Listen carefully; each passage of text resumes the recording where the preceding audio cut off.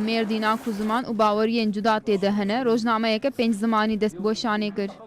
Rojnameya ku piştî hewildanên 7 salan derket holê, bi zimanên Kurdî, Erebî, Suryankî, Tirkî û İngilîzî destboşanê kir.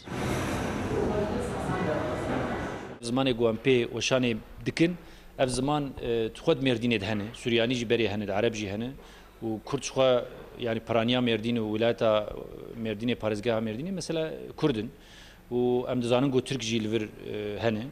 Ji ber wê jî yani ihtiyacî wilo çêbû ku bi her pênc zimanê ku hene İngilîzî jî heye û dizanin bi va zimana weşanê bên kirin. Bi destpêka pêvajoya çareseriyê ji ser zimanên cudayên ku li Tirkiyê dijîn bend û qeyd hatin rakirin. Ev rewşa aşîtiyê jî hişt ku rojnameyek û hawerê weşandin. Wek heviya biratiya zimana li Mêrdînê îro çawa li hevdûr dijîn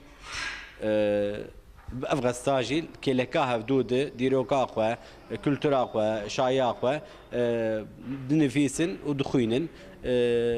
Bi rastî em pir kêfxweş in.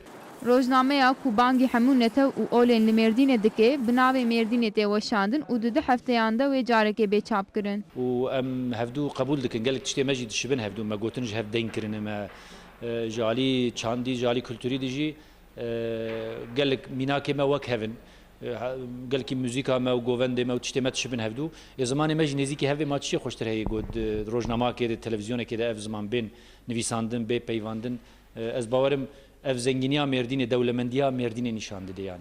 Rojnameya Mêrdînê ji ber ku li gorî pêwîstiyên herêmê tê weşandin û ji ber ku beriya niha rojnameyeka wiha 5 zimanî nehatiye weşandin pir bi qîmet e. Îro ev gastayê em bêjin yê Mêrdînê 5 zimana derketiye gelek em kêfa me hat jî re tam li gorana Mêrdînê hatiye çêkirin.